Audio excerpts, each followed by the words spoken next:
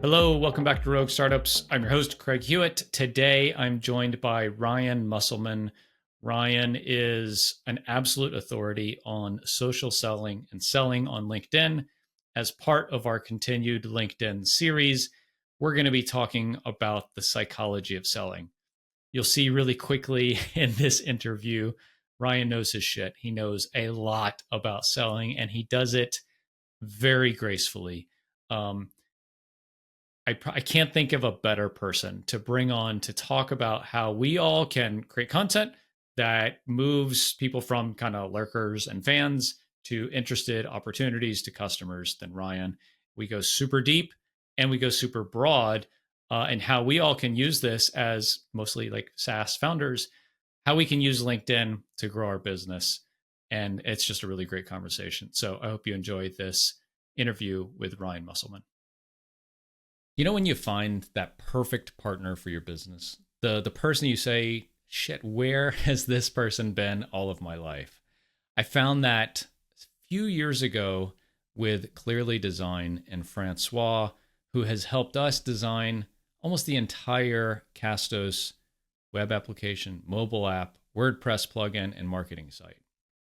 I think that, the old saying that software is eating the world, I think it's never been more true, right? Software and AI are getting easier and easier and easier to build and cheaper and faster. And so what's differentiating you from all of your competition is how much your customers love using your software.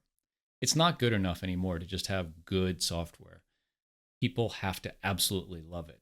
And to do that, unless you're a designer, which I'm not, you need someone who gets this stuff and is able to take the stuff that's in your brain as a founder and put it into Figma and put it into specifications for your dev team to implement. And it's really been transformative for us to work with Francois and Clearly Design on Castos and really on every aspect of Castos, from branding to marketing to product and to promotion. I can't recommend it enough. He's a really great human being, a really great service, and Francois is running a special just for Rogue Startup listeners right now. Go to clearly.design. You can get a discount off of his monthly design as a service subscription. Tell him that we sent you, and I hope that you enjoy. I know you won't be disappointed. Francois is absolutely amazing, and Clearly Design is our chosen partner for everything design, UX, and product at Castos. I think a natural place to start here is like, why do people buy? As you are operating on LinkedIn and like converting audience to customers, like how do you think about that from like a big picture perspective? It's like, why is someone going to buy from Ryan? Yeah, when I think about why people buy, one of the areas where we often overlook and maybe don't spend enough time thinking about it is people aren't buying for our own reasons, meaning us as the sellers. People are not buying because we want them to buy, because we've convinced them to buy, we've had a silver tongue and we persuaded them. They'll never buy because we want them to buy. They'll only buy for what they want. People call this desired outcomes. I like to be a little bit more harsh with it. People are going to buy because they want it or the result of it. They're buying, again, echo chamber, the outcome. But it's true because they're seeing the world through their eyes, not your eyes. And all they're looking at when it comes to whatever service or product you're selling is that going to get me what I want? And if they can find that it emotionally connects them to what they want, there's a whole different playing field that takes shape there. I find that a lot of, maybe my self-limiting belief here. I believe a lot of people don't know what they want. That they, I like to say, like, they know the shit they're in, but they don't know what like the green valley over there really is. How do you, as you're especially like creating content, because I think it's where it starts. So you create the content, you build the rapport and the trust, and then like, the sale maybe comes after that. But like, how do you think about you create content for coaches? I think it's applicable to SaaS founders. Yeah, like, it's all the same stuff, right? How do you say, I'm going to take somebody across this whole journey, even if they don't know they're at the starting point of the journey today? Because that's the challenge, I think, for a lot of us. Absolutely. And here's the big secret. Ask good Mm, questions. You don't need to worry about going into persuasion mode. You need to help them discover what they instinctively already know. The answer to what they need is inside of them. And I'm not trying to sound mystical in that. What I mean is they already know the answer to what they want at a subconscious level. When you ask the right questions, it brings that to the surface so they rediscover, oh, yeah, this is what I want. At the very core of it, someone wants status or health or wealth or better relationships, right? We've heard that song and pony or song and dance, whatever that analogy is there. But the point yeah, is yeah. when you ask those good questions and you start bringing them through what it is that they want to achieve, what the gaps are, then it comes to the surface and they're confronted with, oh yeah, I do need to close those gaps because in 2 years, I don't want to be where I'm at now. So Mm, asking mm, people like, here's like a fun way to do it. This will be helpful if you're a business coach, if you're in sales, right? Ask someone and say, hey, today you're here. In 2 years, what's a monthly revenue goal that you want to see happen in your life? And they'll give you some of those answers. And then as you're going through this exercise, now say to them, all right, pretend you overshot that goal. You just massively got past that. What is that number to you? And they're going to list out their number, right? And then do another exercise in the same vein of this, all the way underneath and say, in 2 years you failed miserably, right? It's not you didn't do well, you didn't do the work that needed to be done. What does that look like to you? And they're going to give you a number. And really what you need to help them understand is, okay, you said 100K a month is the overshot goal, like you achieved more than you ever thought. But you said the worst case scenario goal is 10K. Well, between 100K and 10K is a 90K gap. So for them to not take action is costing at a theoretical ratio 90 grand per month. But the biggest time waster in all of this is what I just said, time. They didn't do what mm. they needed to do in that. So not only is it theoretically costing them 90K per month where they could have overshot, but they wasted their time not being able to get what they want. So now they're starting from scratch. And so the big difference here is now you have to start from scratch and the results are going to be even further delayed. So it's a compounding disadvantage. But an exercise like that, adapted to the right situation, whether you're a business coach, a life coach, or so on, starts to help people realize, hey, I don't want to be there. What do I need to do to close the gap and get to where I want? And so asking those questions, painting those exercises, causing deep reflection between an undesirable state to a desirable state will help to surface the problems and help people know what they really want.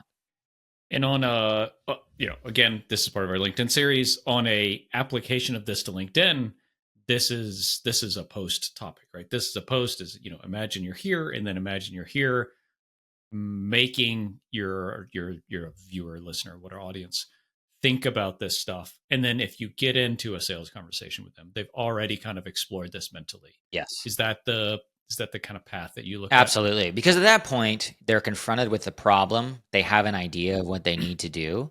So now you, as a CEO of your company or the sales executive, now you're starting to sell possibility. And Mm. possibility will deeply connect with, oh, yeah, what if I did close that gap? Like, what would that do for my life? And if I close that gap now, if I started closing that gap, what is it going to enable me to do in 2 years if I hit this revenue number, if I hit whatever goal that is? What can I do then that I wouldn't be able to do now? How would I feel then versus how I feel now? And so when you're asking questions that cause that deep reflection, you start to help people understand that I really do need to make a change. And this is what I want that change to look like. So that's critical. And it starts to take them through the journey. It opens the conversation to be more real.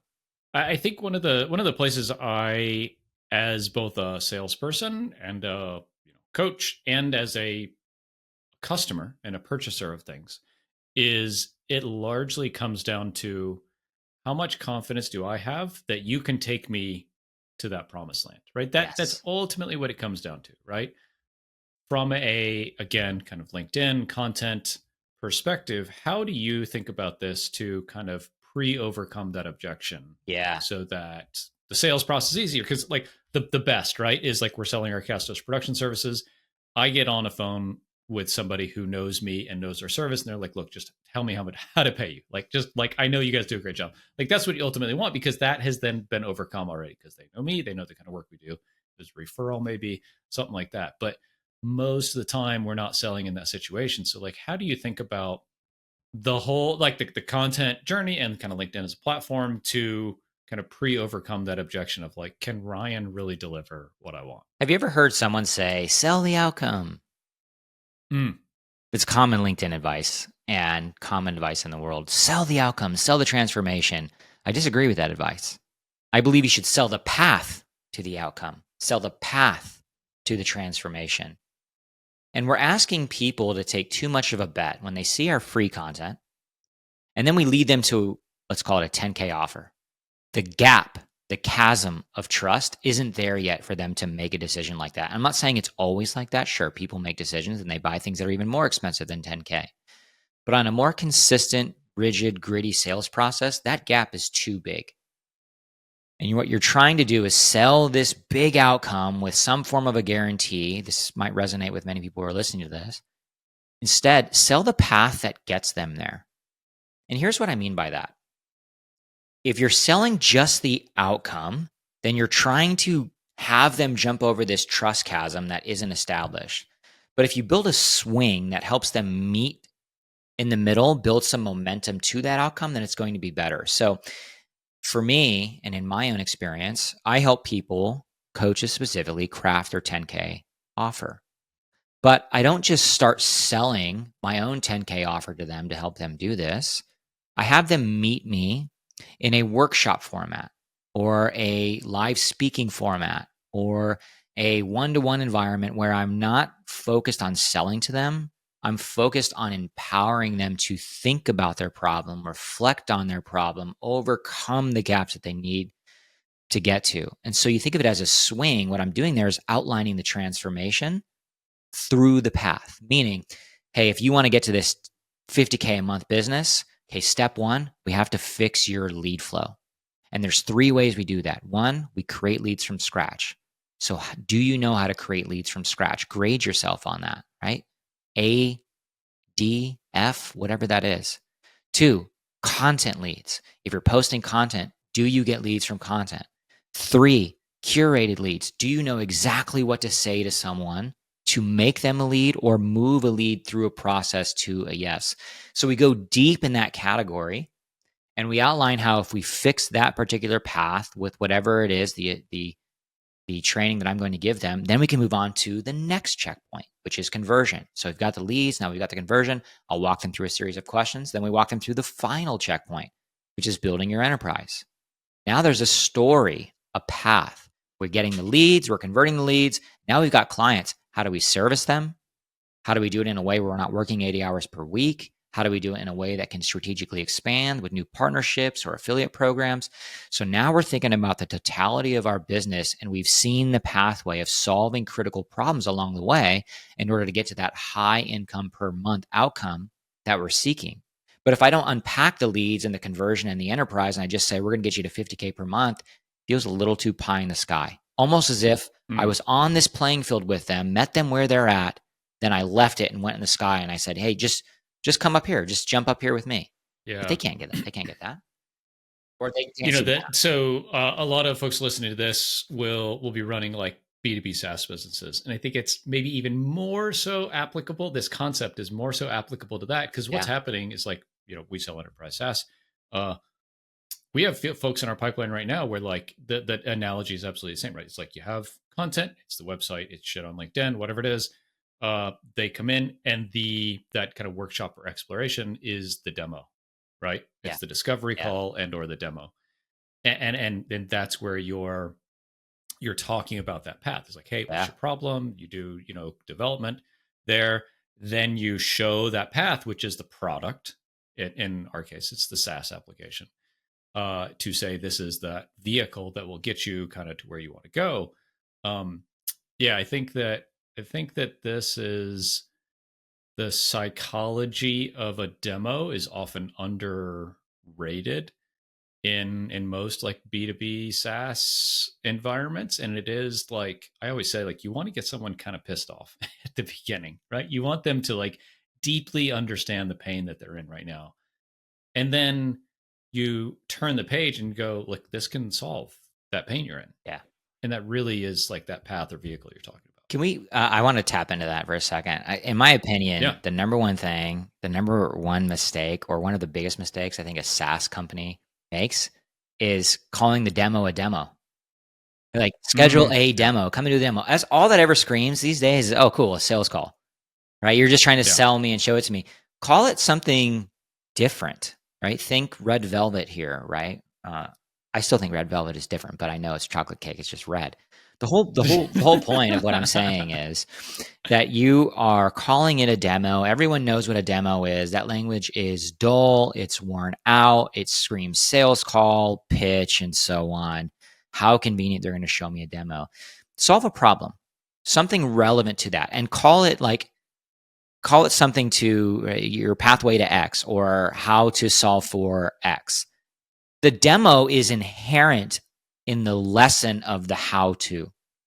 So don't use language like demo if you're trying to get people to the demo, right? Speak to the problem or the want of the people who are going to use the product you're going to use.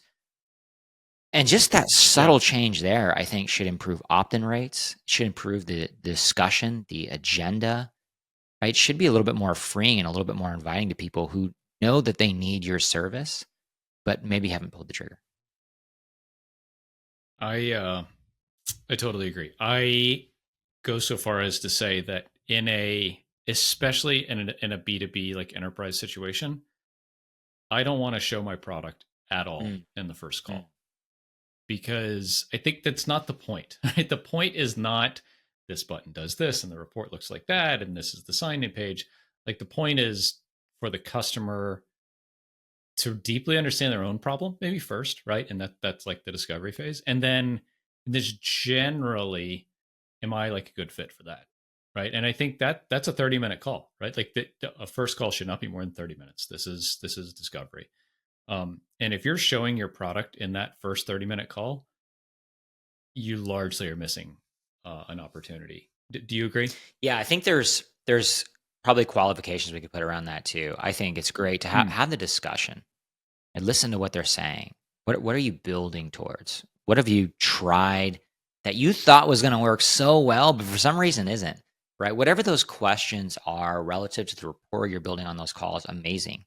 If there is a natural way for you to sell without selling, to show without demonstrating, and I'll unpack that, then I think it's going to be more powerful. But the second you say, "Oh, great, thanks for these answers. Let me show you how I'd fix it with my product." I think that's too setting someone up, right? And that's what brings the guards up on a sales call. But rather, if you're naturally able to, I know what you're saying, and then you're not even trying to transition to a demo style, but if you're sharing your screen and being like, this is one of the ways that I've been thinking about that in my own light, and I solved it by doing this. And you're just showing for the sake of illustration, not the sake of demoing a product. I think that's different. It just lands mhm. differently. And I've had someone do that before where they were talking about a business scenario and they didn't ask me if they could share their screen or whatever. They just let it naturally happen. They shared their screen without asking for permission, and they were starting to walk me through some different thoughts that were relative to the context. So I think for the sellers in the SaaS area of this, use that to your own discretion. If there's a way where you can just naturally pull it up, you don't ask, you already assume that the sale is going to happen, but you just start functioning as if you're already at the deeper levels of that conversation without it being such a rigid, hey, well, now I'm going to show you in the next 10 minutes how you can so and so and do this with our SaaS product. That's when the sales pitch starts, and that's when you lose them. Does that Mhm. make sense, what I said there? Yeah, no, totally, totally. I think, yeah, it's not absolute. I definitely agree. There are times when I Yeah. want to show the product because it's really specific and applicable to a thing that the customer is talking about. And in that case, I like it more.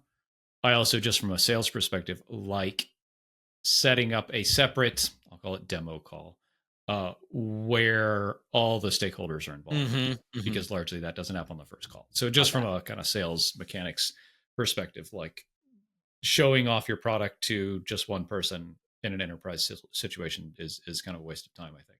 I think you're spot on. I like to just save it for later. Yeah, all of those sales contexts differ based on what you're selling, what that price point is. And, I think probably for your context, that enterprise sales of having that initial rapport, building the internal champion, that then gets the right people on the call for a more official demo. I love that stepping stone process. Yeah.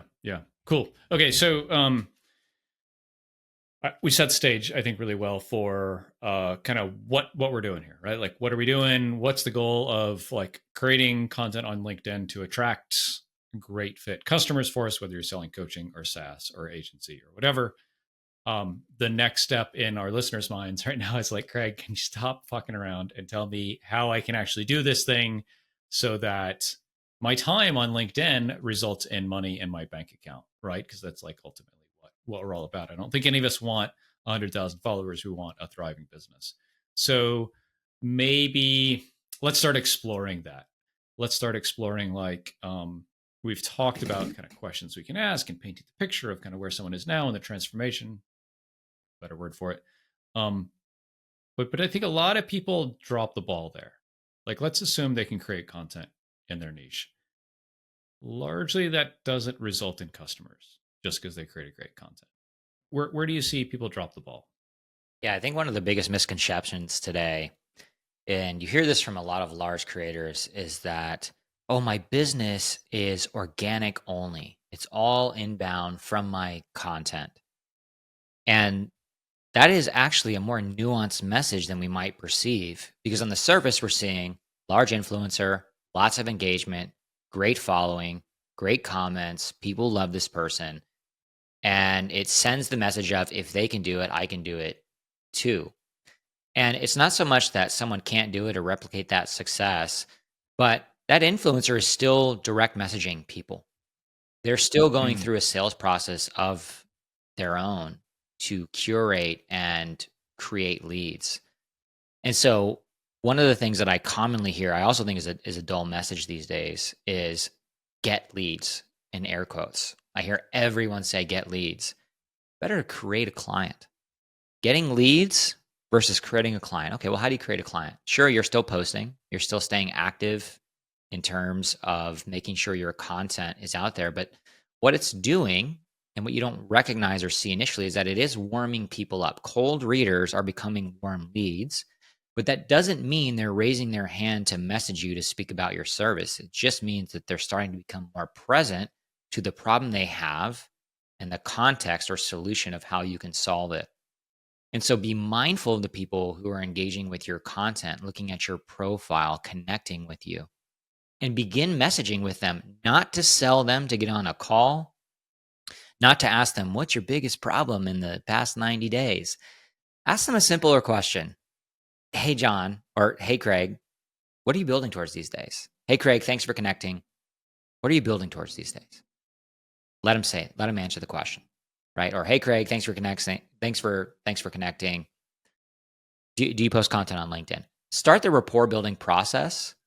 And I'm not trying to say, do that, then ask this question, then ask this question, and then make your offer. What I'm saying is just keep curating. You're going to have to do that. You're going to have to calibrate with that person. The more familiar and warm they are to you, the more open they're going to be to an invitation to something deeper, right? We'll use air quotes of a demo call because we don't want to call them demo calls anymore, but that would be an example. Yeah. Hey, Craig, by the way, I'm doing X. Do you know anyone who might be looking to need this? You're asking them to attend indirectly. Yeah. So now they either, and who knows, maybe they actually do know someone that comes and they also want it as well. But that's what I'm saying is there's a way to be so direct that feels indirect without you jumping the gun, rushing to get the demo and so on. And for a sales executive in the SaaS, they may say, that's great. I don't have the time for that. Well, you're in trouble then, because you're going to have to build a pipeline of people and relationships. There's just that ramp up period. We know that, right? I was listening to some sales training today that was back from the 90s. literally called The Psychology of Selling. And such a great point was made that when you start a new sales role, within the first 30 days, the amount of people you contact and the qualitative nature of those contacts will determine how the next 90 days play out for your sales. So if you're always in this ramp mode of constant contact, constant warming up, prospecting daily for the sake of building those relationships, in 90 days or quarter over quarter, it's impossible for you to not sell because you have too many people to sell to. You're trying to create your own good problem of having too many people to sell to. But if you're only relying on content, bringing us full circle here, it's going to be the least optimal way to do that. Content is one side of the coin, direct relationship and curation is the other. Content just helps the other side happen faster, more natural, less indirect, more warm. So we need to be building relationships. This will never not be true. It will always be the only strategy if that's all you have. Yeah. I'm just going to restate what you said because this is everything when it comes to actually utilizing LinkedIn as a place to generate revenue, Yeah. which is content or comments, engagement, right? And organic content on LinkedIn enables profile views, CTAs in your profile, like the featured link, or you being able to see, especially if you have Sales Navigator, who has viewed your profile and you reach out to them. Yeah. If they commented on your shit, great. You should definitely reach out to them. If they viewed your profile but didn't click the Calendly link, you can check out my profile or yours because they're very similar. Like they got halfway there, right? Yeah. Which is kind of what you're saying. It's like they are not just a lurker, but they're an engager. Now, how can you help them take the step, or potentially, right, to be, hey, can we actually work together? Can I help you out with the problem you're having? I think what's interesting, man, is I don't do this. I don't do this very much, and it's terrible. I just don't like. I don't have the process. I don't have the time set aside in my calendar. I have the time, right? I just don't have 15 minutes at 9:30 every morning blocked off my calendar to do this. Um, but I still get the few people, and this is it. Like you get the exception who go all the way through and click the calendar link. I had 2 people book me today. Um,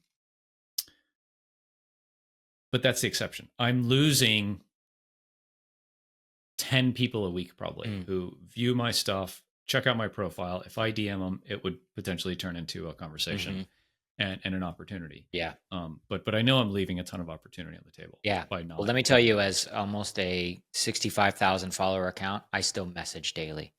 I can get plenty of leads from organic. I've got a great organic approach, but I message daily on purpose because even if it's 7 days after I make first contact with that person, that I finally get to a point where I'm saying, hey, I'm doing this workshop, or hey, do you know anyone that's looking to do this?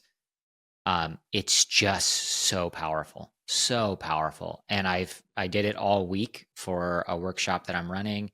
And here's how this really starts to play out too. I asked this woman who was my target audience if she was interested in attending this workshop I'm doing at the end of the month. It's only $100. And I said, if you want to attend, I'll waive it I'll waive the fee. And if you know anyone and want to invite them, let me know. She asked me for an affiliate link and then sent it to 10 people. Out of nowhere, the snap of a fingers, all of a sudden, I created a sales rep, highly qualified, probably knows highly qualified people, to now advocate on my behalf. What happens if I send 20 messages a day and do stuff like that over the course of a month? I mean, 20 a day, what is that? Times 5, 100 a week. Okay, 400 people a month. Like if I get 10 of them to work and do that. I mean, that is creating a sales team from scratch. And it's also enhancing your relationships. And then when they get to whatever it is, that demo call that you do, you're powerfully serving those people. Now you've really curated a lead from step by step.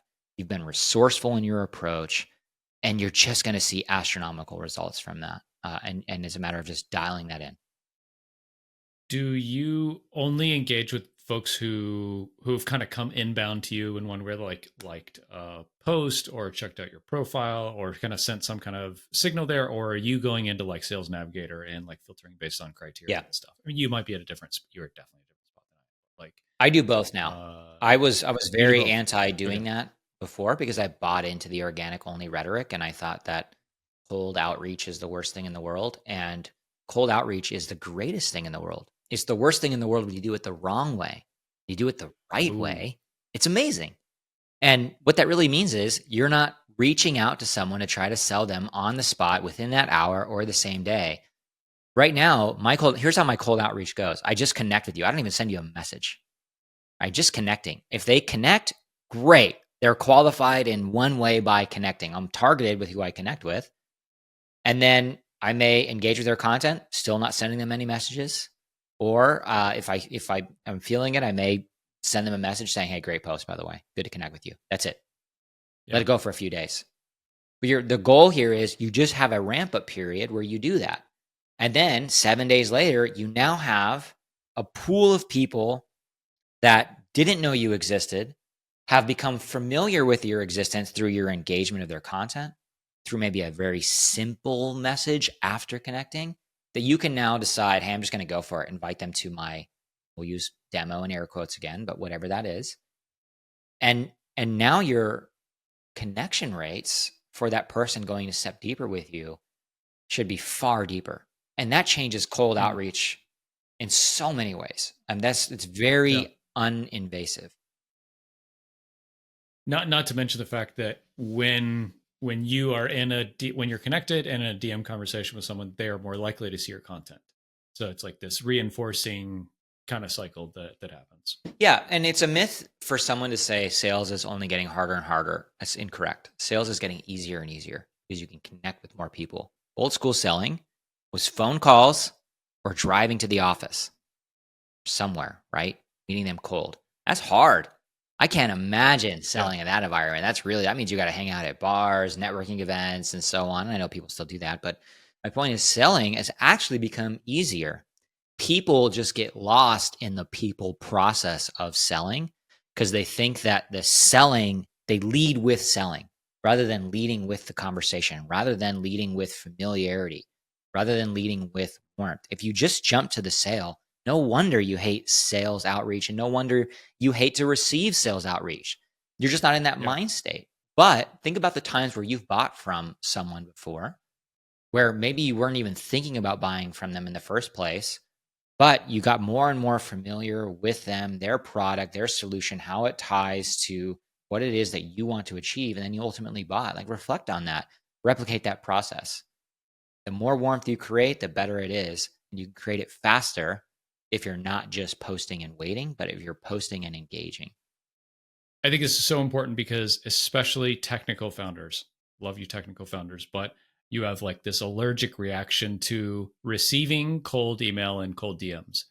And that's cool. Maybe what needs to happen then for you to be cool with sales motion that you're comfortable with is adapting kind of how you sell to align more with how you like to be sold. And I think that's like that's the key is like the style or the motion that we have for like creating leads or creating future customers needs to be in alignment with kind of how we are and our vibe and our brand, whether that's a personal brand or a company brand.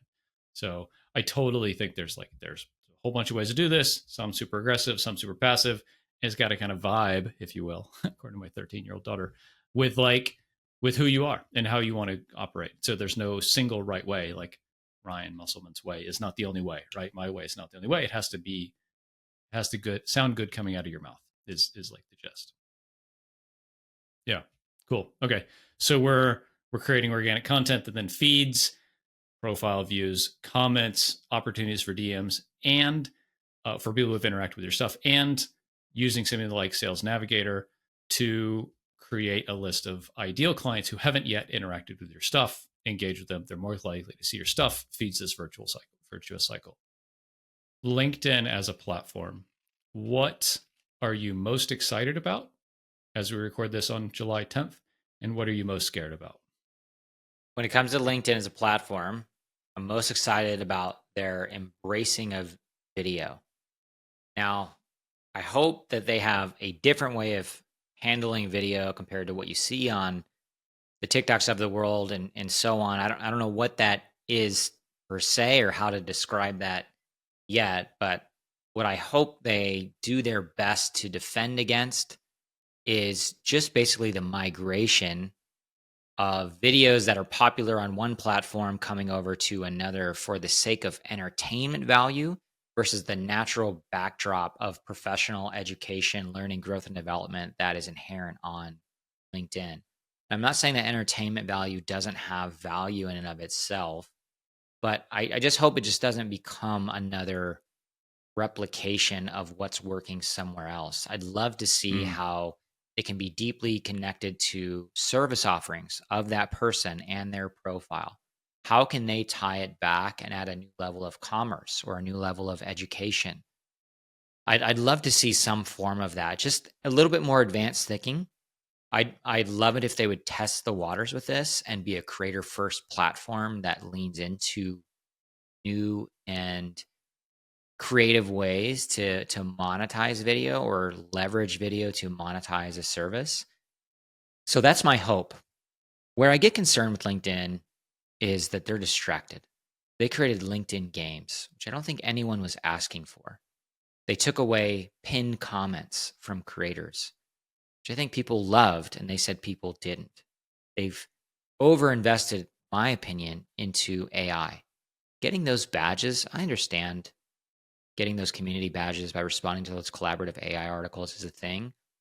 But man, the human nature of that, it's not connecting people, it's connecting person to AI. Maybe there's a different metagame that they're playing there, but mm.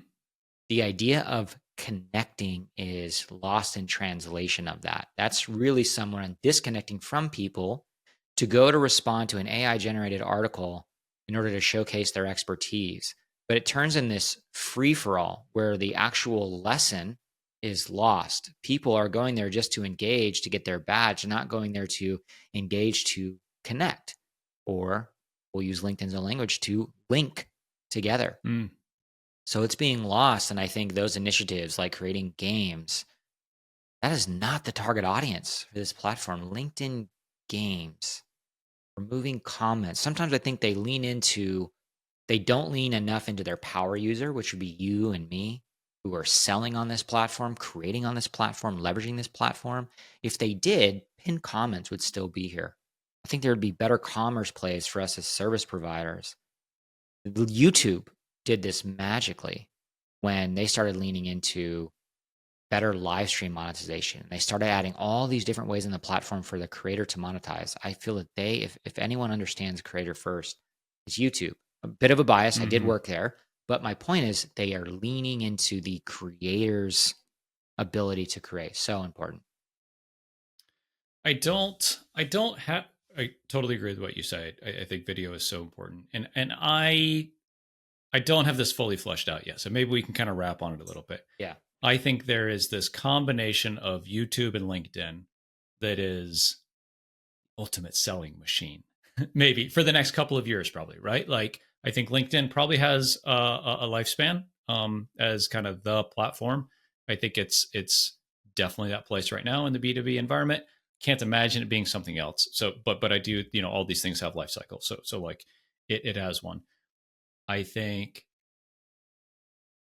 YouTube offers the opportunity for so much more deep engagement because things are a little more persistent, a little longer lasting. They're longer. You can only post video up to what is it, 15 minutes on LinkedIn. Um, but I think that this is my playbook, right? For both my coaching business and for Castos is LinkedIn as a place to network and spread the word and post content. But all of that content leads back to YouTube. Yeah. That's the playbook these days. And like I think it's so obvious where LinkedIn is the amplification mechanism to drive people to the platform that still is a platform and has an algorithm and has opportunity for discovery, but is the place where that deep familiarity and rapport building and trust can happen, which is the highest fidelity kind of mechanism, which is video.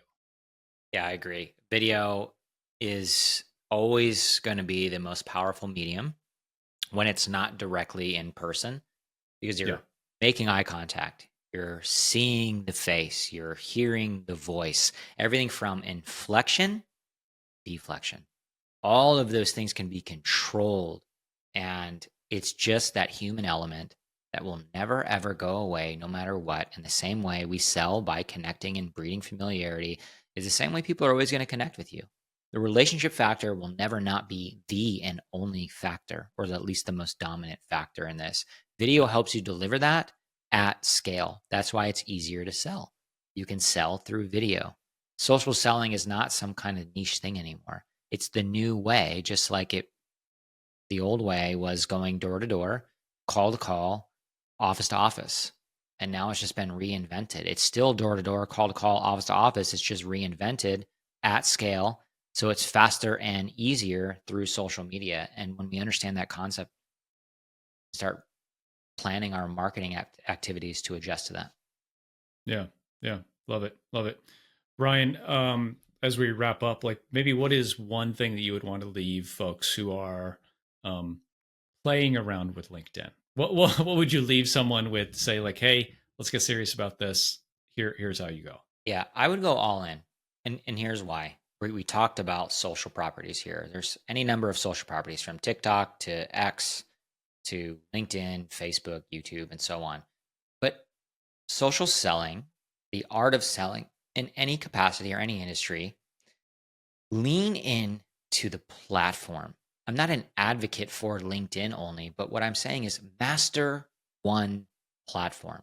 Understand how to connect with people at scale throughout your day, so much so that it helps you accomplish whatever strategic initiative you're after. Probably something relative to revenue or demos booked and so on. But do that on LinkedIn. Connect with people in the messages, post content. Do it for 6 months and start being intentional with it. I'm going to contact 10 people per day. And it may just mean you're connecting with them and you're not messaging them for another 3 days. Whatever that breakdown and partition looks like for you, set the goal to say, I'm going to master one platform and make it a sales channel. The end result is that it becomes a sales channel for you.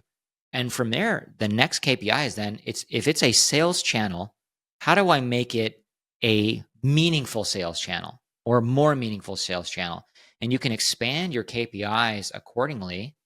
And then you can take all of those learnings and go master it or hire someone else to master it on another platform for you. Just start planning those digital footprints, but really sit down and say, I'm going to master this and forward from that. All I can tell someone is that's what I did. I had a wonderful corporate career, worked at Google, led a couple of exits, managed large teams, been an executive in the content space for a long time. And when I left the corporate world, I focused on one thing, mastering LinkedIn. Didn't have an offer, didn't have all of these different things figured out. There's far less figured out then than there is now, but it worked. Content and messaging. So simple, so boring, but it works. Master it. Love it. Love it. Ryan, we'll include links to kind of your LinkedIn profile and other things in the description below. Thanks so much for coming on, man. This is really great. Thanks for having me, man. Excited for your success and what you've all been up to. So looking forward to seeing where we go. And we got to have a revisit episode, 12 months later. Absolutely. Part two. Part two. Love it.